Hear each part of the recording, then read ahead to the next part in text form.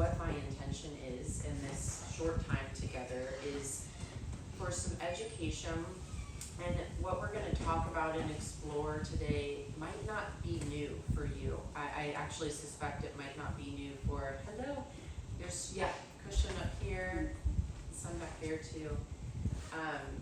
So these might not be new things for anyone, but I'm of the mindset that we don't always need new, and the reminders and remembering of things is actually just as, if not more important sometimes. And so this is, if you saw the title of the workshop, which those are just kind of working language, it's Holistic Women's Health, Harmony of the Body, Mind, and Spirit. And so we're going to be zooming in and diving into, yes, what holistic health means, but how do we actually understand this more deeply and apply it in our day-to-day life? You know, we've all shared in different experiences that we want you all to leave with little nuggets and routines and rituals and practices and this remembering that you can take with you outside of retreat, because yes, the magic is here right in this moment, but we want this to be expansive as you journey on. And so this talk and time is going to be 10, probably more than 10, but pertinent reminders of how we stay in our reservoir of well-being as women and how we're weaving in these holistic concepts. So my intention is just to share a perspective, maybe to even help create a little bit of healthy critical thinking. I think that's a skill that is highly valuable in this day and age. And just to allow you to feel empowered and excited about applying some of this in real time. So we'll start with just exploring what is holistic health, and Colleen touched on this yesterday when we opened, but I'll start by sharing, I've been in this space, you can call it the wellness space, for about 11 years now, and I've seen every cycle and trend and pattern and thing come and go and flash in the skillet and shiny new object that one could ever see in this space. And with that, you also see the patterns of words, and you see things start to become somewhat surface level. And I've made the joke probably 100 times in different talks and workshops that when you start to see the word holistic on a juice bar or mind, body, spirit on a med spa, it's kind of like, okay, well, we've lost the meaning in that a little bit, right? And so holistic, by definition, the root of that is whole. Colleen mentioned this. It's looking at the whole. It's every part of ourselves, our bodies, and we're going to talk about that a little bit more. But it's also, through my lens, looking at the ecosystem that we live in as women. There is no part of our life and the incoming signals that our body takes in that isn't part of our well-being. There's nothing that's not on our quote-unquote medicine path, right? Because everything we do, even if it feels unrelated, whether it's our job or hobbies, creative pursuits, our relationships, those are all sending signals and information into our brain that sends that down into the body, in our cells. And so when we talk about holistic, it's understanding that it is this whole ecosystem that we live in. And then you do have the mind, body, spirit element. But I think all of us, just from talking with most of you over this weekend, understand that at a deeper level. It's the fact that we do have a body. It's this magical physical vessel that is literally our vehicle for living life in the ways that we want to. We have a brain that acts as the control center for that body, and yet we're also finally starting to understand that those two are on a two-way street. The body communicates with the brain and vice versa. And we have this deep seed, every single one of us, and you can call that a soul, a spirit, a heart center, your life force. That's all semantics. I don't care what word you use. Use what works for you. But it is that thing that is completely unique to each of us, that makes me different from you and different from you, and vice versa, that no one else in the world can create or be the presence that you are. That is your soul. That is your spirit. And each of us are here to do different things on this earth with that seed. And so I've always thought of them like Russian nesting dolls, whereas they're not separate. They're all in one another. And I have found in practice and just in life that women are much more likely to become acutely attuned in alignment or listening or in connection with that deepest seed. Men can ignore it, maybe not know it's there sometimes, but we do. And that is the beauty and the deep wisdom of women, is that we know that's there, and we know that we want to and need to be connected to that. So when we talk about holistic, we're not talking about green juices, we're not talking about master cleanses. That's not what this is. This is something much deeper, and learning more and more and remembering how to embody what that word really means. I'm going to give a very quick overview of who, I feel like I probably know this answer, but I will ask, who has heard of the term functional medicine or functional wellness? Yeah, I figured pretty much everyone, but I'm going to do just a quick overview because I think this can be helpful too. If we think about the phrase holistic care and functional care, functional wellness, as a Venn diagram, these two actually have tremendous overlap. There's a lot of similarities of them, and then just slightly different parts. The phrase or paradigm of functional wellness is intended to restore function within the body. And that is a vast departure from the medical. Do we need to let some folks in? I think, and Maddie just walked over Hi. too. I think she didn't want to come in.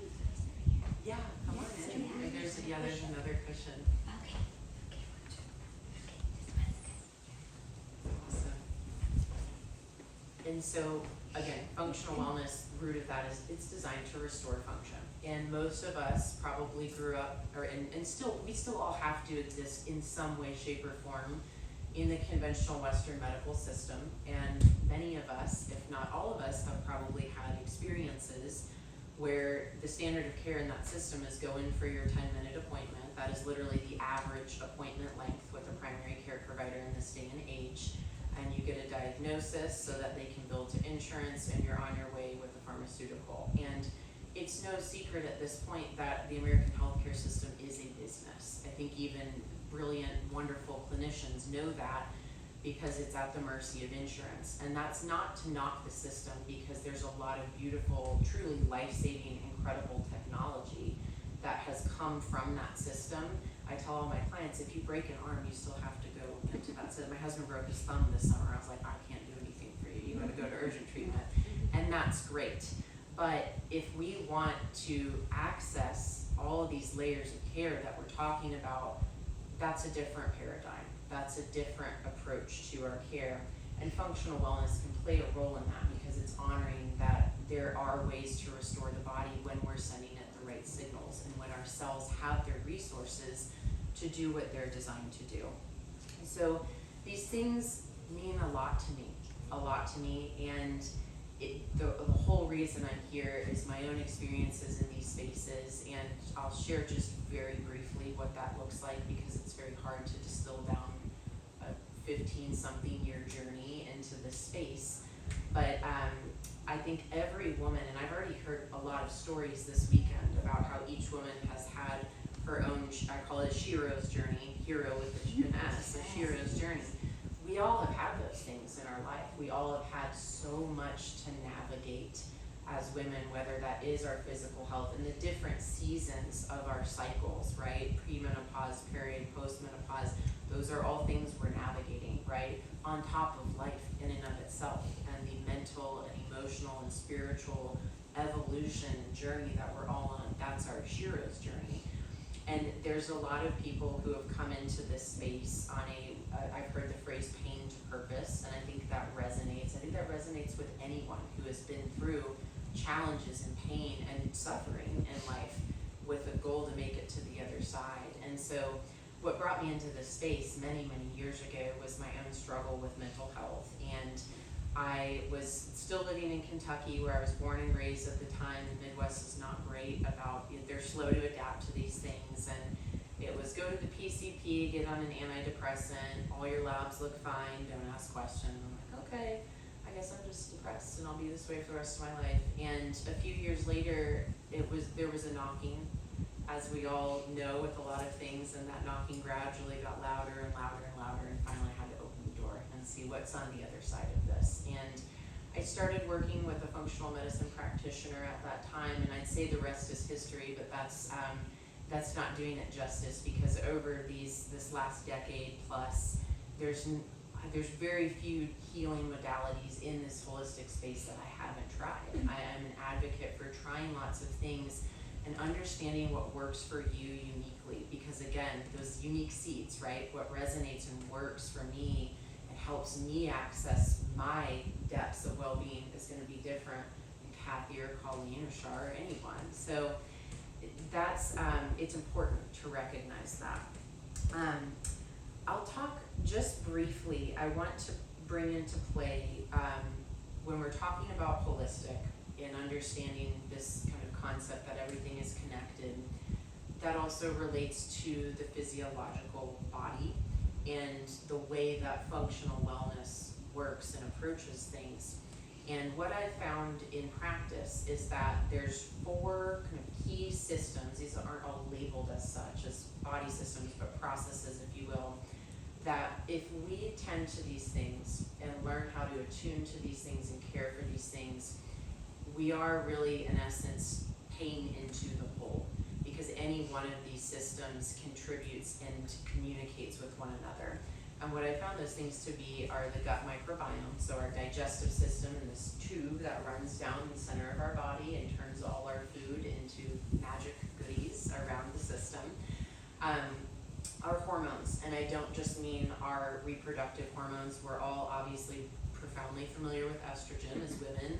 Not just that, our stress hormones, so cortisol, DHEA, adrenaline, that's actually the master highway through which all of our other hormones run off of. They are tributaries off of our stress hormone highway. So our stress hormones are reproductive hormones, our thyroid hormones, those are our big branches of hormones. Our metabolism, so the way our cells actually make energy. How are we taking in fuel and turning that into energy to fuel the rest of our body and its processes? And then, of course, the nervous system. And you've probably heard that word many times already throughout this experience together.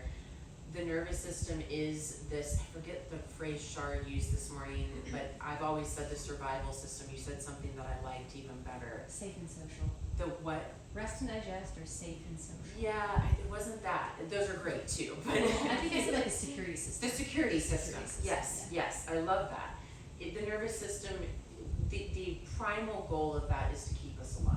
That's literally what it does, but it's this electric wiring that does help everything else in the body communicate. And so right there, if that one system is dysfunctioning, and again, as Shar mentioned this morning, there's a myriad of ways that happens, and often that happens because our needs weren't getting met when we were younger. We grew up with caretakers who themselves didn't know they had a nervous system. That's an innocent thing that many people experience. We have traumas, both large and small, all of these things. Just that one system could be the root of dysfunction, but we can support it in a number of ways. So thinking already about these big pictures, yes, body, mind, spirit, but then yes, all of these core systems that we can harmonize within the body, this is how we start to create deep well-being. That's almost like a little ghost back there, which feels soothing. So we can close that, yeah. I'll back up for just a second. So my story, to keep it short, I made a major vocation change. One of the things for me was, it wasn't just my physical body when I was really hitting rock bottom with so many things. It was a check engine light on my entire life. There was a lot that needed to change and a journey that I needed to start, my own Shiro's journey. And ultimately, fast forward a long, long, long time, that led me to starting my own practice of functional wellness and holistic women's health. I was a physician's consultant in the functional medicine space for 7 years before this. And now I get to take women on these journeys and just share this information in these ways that make it accessible. The name of my practice is Rad Wellbeing, and that I'm very intentional and deliberate with words. I wasn't just going to be like Jackie Miller Wellness, which is fine if that's fine, but if that's your jam, truly. But Colleen actually just used this word at lunch, radical. there's so many things that are just what we should inherently be doing, rhythms that we should inherently have, practices that we should just be wired to do in our everyday life. It shouldn't be so hard to say no. You know, we were just having this conversation at lunch, and these things are now radical acts of well-being for ourselves. And so it became very clear to me that if we want to access these deeper layers of well-being, we actually have to do things radically different in this day and age, because it's very easy to succumb to the currents of society and jump into this mass stimulation and activity and do and produce and achieve and standard American diet and whatever else it is. It's easy, right? It's actually a radical choice to step out of that and do things differently. And so that's where the name of the practice comes from. I also love the word rad. So you can use that both ways. But I share that because even that might inspire and make you think a little bit about what is calling to me to be done radically different in this chapter of my life. So before we dive into the I call it kind of tactical stuff, I want to just share really quickly the word medicine. I shared last night when we were opening that retreats, I have found retreats to be great medicine for me. And when you look at the root of the word medicine, it actually in Latin means to heal. And so you think about how far departed the way we use medicine in American vernacular now, it's very different, right? We think about medicine as pharmaceuticals or prescriptions, or like, I can't miss my medicine, I have to take that. That's not actually what medicine is, right? Medicine means what will heal the body, and what do we need to tap into this innate healing system that we have hardwired in the body. And so when we look at medicine in this way, this is our first inquiry, so if you want to get out your journals, you can, or if you want to just sit and introspect without writing, you do you. When we think about medicine in that way, what medicine is your body or mind or soul, or better yet, your whole being? What medicine is calling to you right now? What do you need more of? It might be nature, it might be communities like this, it might be more sleep, it might be taking a 10-second pause.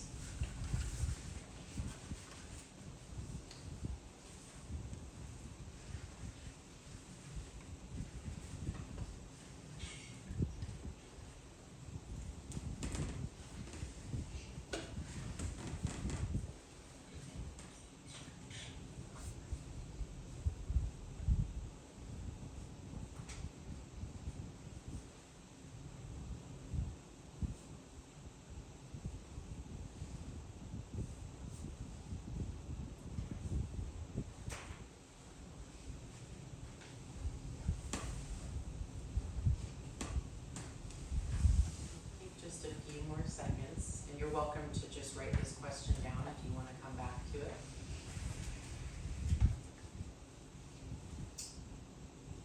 Does anyone want to share? And if you do, you can just jump right in. Is it more creativity? Yeah, I love that. I'll echo that. Art and beauty. Movement. Movement. Okay, yes. Healthy eating. Nourishment, yeah.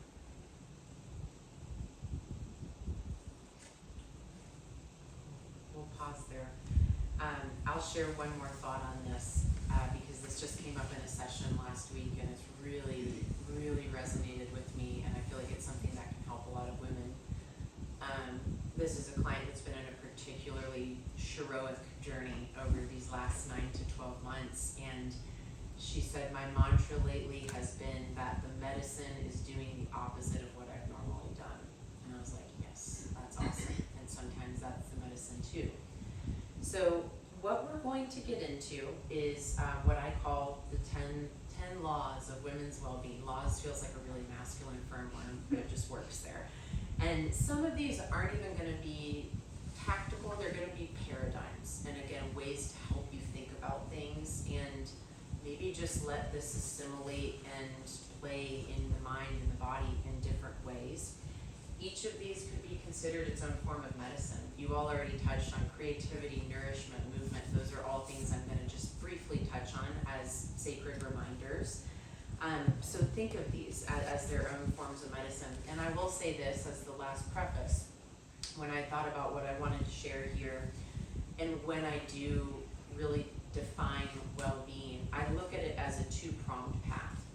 There are general principles and suggestions that I believe can deeply and profoundly benefit every single woman, regardless of her health history, what her labs say, family history, any of that. And those are the things that we're going to touch on today. This is not an all-inclusive list because we've got a short time. The other path is personalized care. And I don't have the benefit of having everyone's labs here and everyone's health histories. Those are the things I do in practice, but I want to honor that both of those are very important, because even with these principles and guiding parameters, we're all still individual, and our bodies are different, and we have different genes and different life experiences, and so both of those paths are very important. But I have found in practice that regardless of how unique I might find a woman's labs or body is, I'm still going to suggest all of these things that we're talking about. So I want to share these things, again, in hopes of empowering or maybe re-inspiring. I don't think there's going to be a lot of new things here. We'll start with just a couple of quick paradigms. So number one, we've really already talked about this, is that everything is connected. And I really want to hit home with that. Because yes, we talked about this body, mind, soul integration, that visual of like the Russian nesting dolls. But I really want each of you to remember that your body is not just a collection of isolate parts. We are not unconnected organs. Every cell is connected to every tissue, is connected to every organ, is connected to every system in our body. So it's this progression of interconnectivity that makes this symphony and this, again, magnificent body that works together as a system.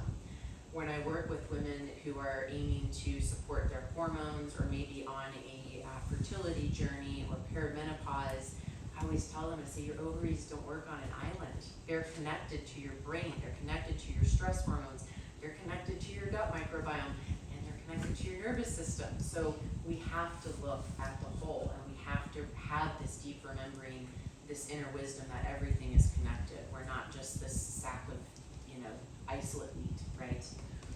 Number two is that our body works on signals that we send. And I think out of everything, this can be the paradigm that really helps empower you the most, is that we do choose, with obviously a couple exclusions. There's a lot in life that we can't control, right? But we do choose how to set up our ecosystem of life. We choose the signals that we send to our body. We choose to discern what foods go in, what rituals and routines we might take on a daily basis to nourish ourselves, how we're prioritizing rest, how we're prioritizing time in nature. Those are all signals that we are sending. And remember what I said early on, this brain, the hypothalamus in the brain, is basically just always scanning our environment and our ecosystem for what signals am I working with. And ultimately these boil down into two very basic primal categories, which is signals of safety. Char was sharing this morning, like letting the eyes scan and know that you're in a safe environment. So signals of safety and signals of stress. And stress is what knocks the body out of what's called homeostasis. That's our set point. And so when you think of it in that really simple way, it's like, okay, am I sending more signals of safety than stress, or vice versa? And if not, how do I balance out that seesaw, right? So second inquiry here, and you can kind of rephrase this. I found that I have an odd way of asking questions sometimes, or I ask like 7 questions in one. What are the most nourishing or supportive signals that you are sending your body on a consistent basis? And then the opposite of that, what signals in your life are the least supportive right now? And I don't mean that, I don't want you to berate yourself and be like, oh, I gotta stop doing that. Just, again, seeing it clearly. Can you repeat the first? Yeah, what are the most nourishing or supportive signals that you're sending yourself consistently?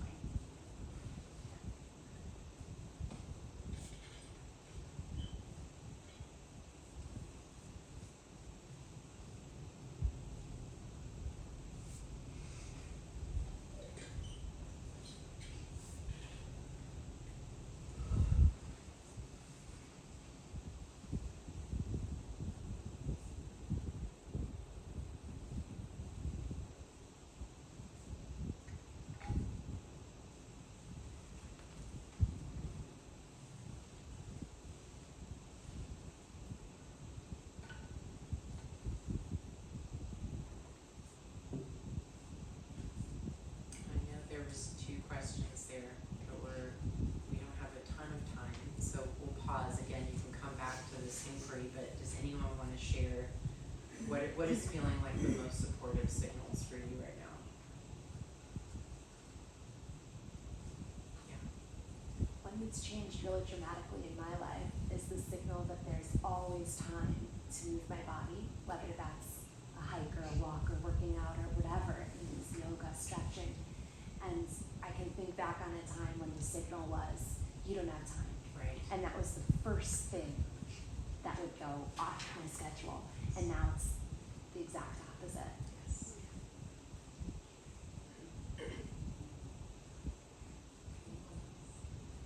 Allowing myself to come to this retreat. Yes, exactly, right, yes, like that is a radical signal of care, so yes, absolutely. Awesome. We'll continue to journey forward, but again, if you need to come back to that, and again, thinking about the opposite, and again, not in a way where you're making yourself feel bad for it, it's just getting clear on, this isn't supportive for me, and this isn't sending the message that I want my cells to hear, right?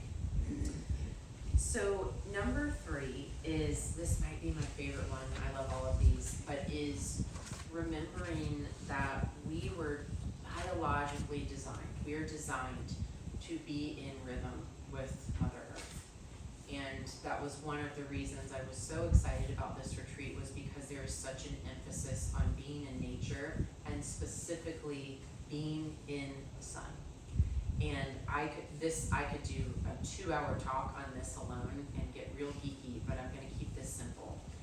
We are literally light beings. We are designed and powered by the sun. And there is nothing on this entire planet, if the sun went away, all of this goes away, right? And so thinking about that is fundamental. But the sun powers everything in our body. When we wake up and our eyes, which by the way are an extension of the nervous system, they're part of it. The eyes signal to the brain is the nervous system, not all of it, but the light signals that happen in the morning particularly set the tone for the day.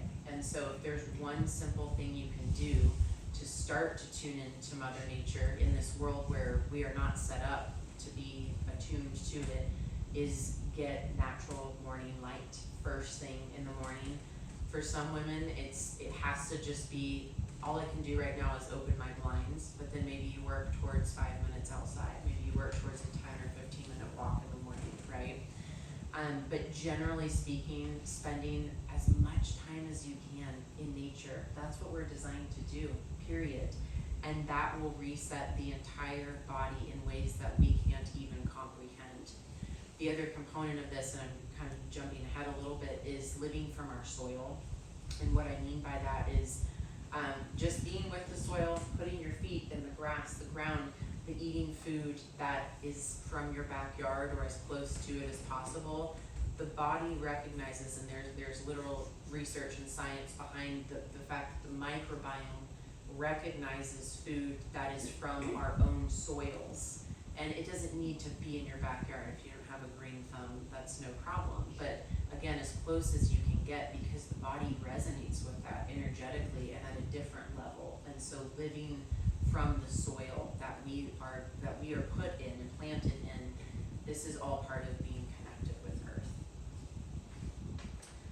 We'll start going a little bit more quickly, but I might spend a little bit more time here because this is important. But we are gonna get to expand on this next one, which is number 4, is remembering that we were not designed to be this stimulated and to have this much going on in our world and brain. And this is where we come back to nervous system dysregulation. And this is also where we come back to this idea of consciously choosing to do things in a radically different way.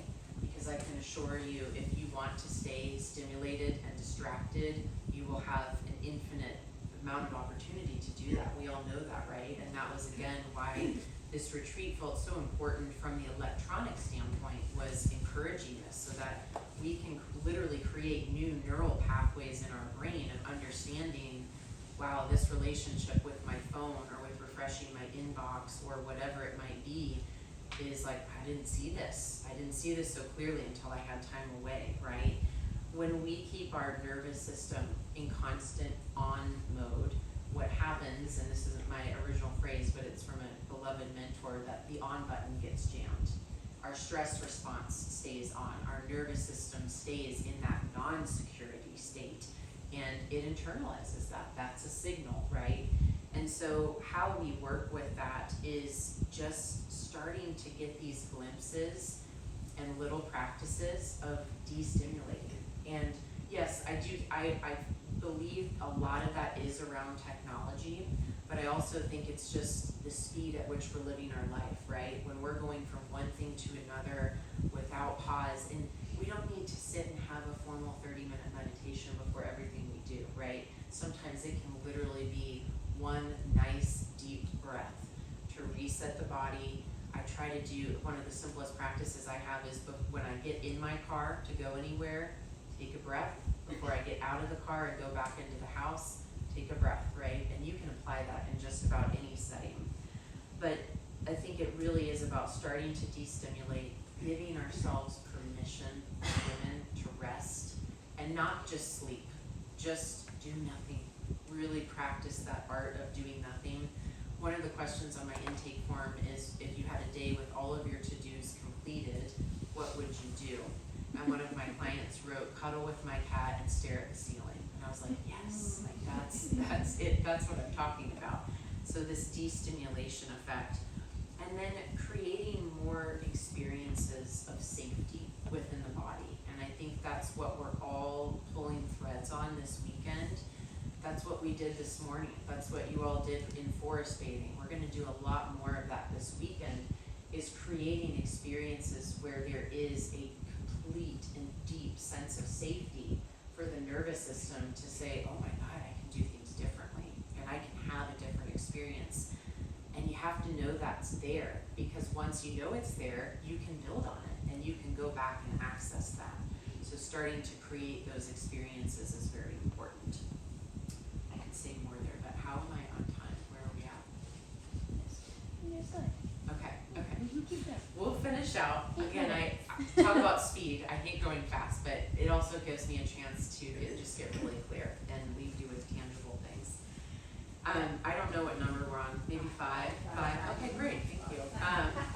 We're coming into food, and again, this is something, nutrition is a massive part of my practice, and understanding it, again, in the general principle, guiding principles that I think can impact and benefit every woman. But then, again, we're unique, and there are a lot of individual things I find in the nutritional recommendations that I might recommend. So what I'm going with here are the foundations. But I, again, want to come back to this. Food is a signal, and I almost have food and the nervous system tied in terms of the impact of the signals that they send to our cells and the way that they tell our cells how to behave. They're either telling our cells to dysfunction or function, right? And our cells know the jobs they were designed to do. They were given these jobs when they were created. And when we are connected to whole, nourishing food, so things that come from Mother Nature, at one point we're alive. I could say a lot more on the integrity of that, but I'll hold off on my soapbox. Just whole foods. We are designed to be connected to those foods even better if, again, they can come from our soil, right? Our own local soil. That's a very powerful connection. Number two, and this is tricky, right? Because one of, if not the biggest lesson for me when I first started looking at all of these labs and understanding the functional patterns, I had no clue how many women were chronically underfueled.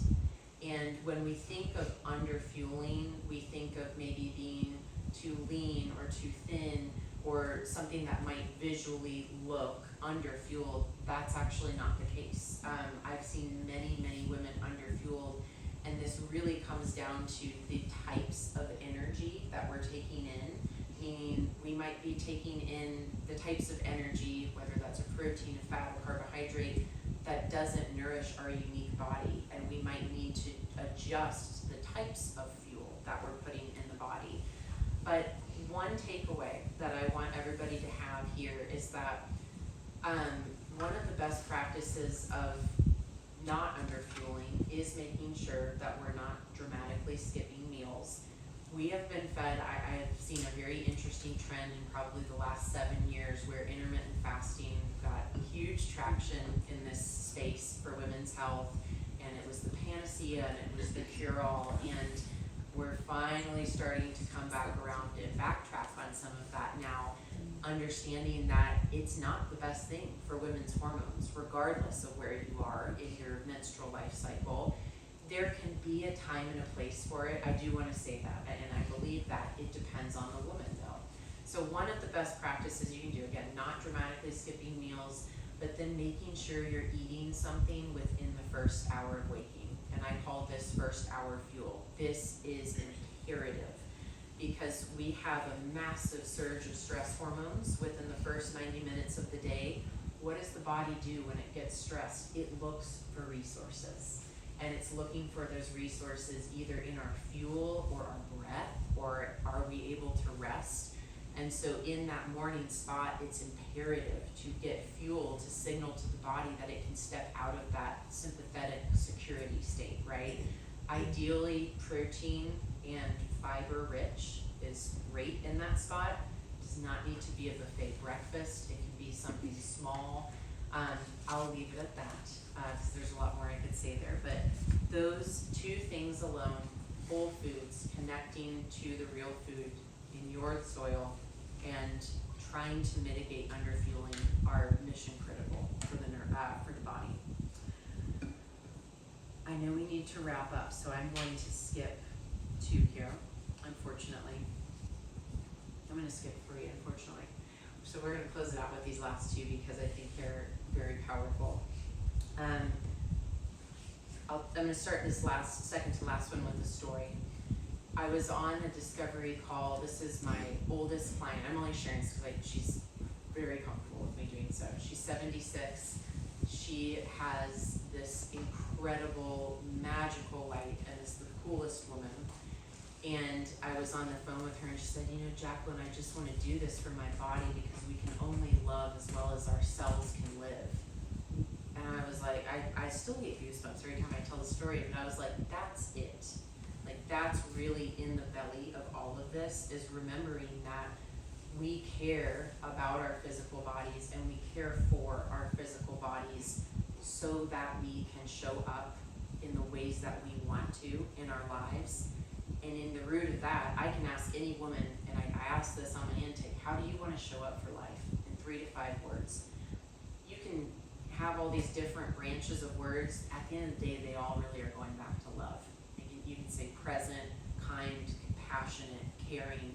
Those are all expressions of love. And so when you pivot this focus on like, what's wrong with my body? I need to do this for my body. I should be doing this for my body. It completely turns that upside down when we look at it as this is my way to access more love, is tending to my own physical body so that I can show up for life with love, right? So we can only love as well as our cells can live. And the last reminder here in Paradigm is to never apologize for being a woman. We have existed for millennia, and really up until recently, I feel, apologizing for our biology and saying that our periods are such a hassle. We don't wanna have them, we wanna override all of that. Listen, it's being a woman, being physiologically in a woman's body, it is complex. Men are a lot simpler, from a biological and cellular standpoint. We are different on a day-to-day basis, sometimes moment to moment. That's nothing to ever apologize for. It's something to embrace.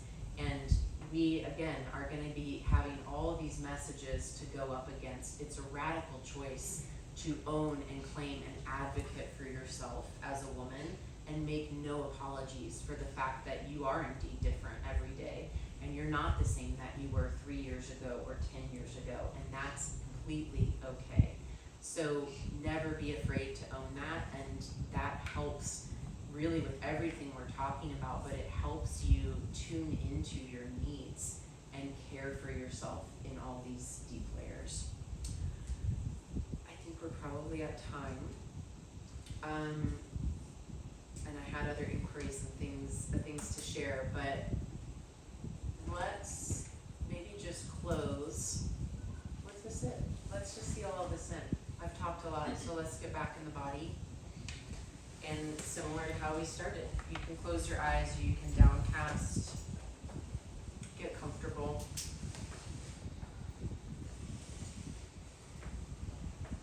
And just jump into your breath.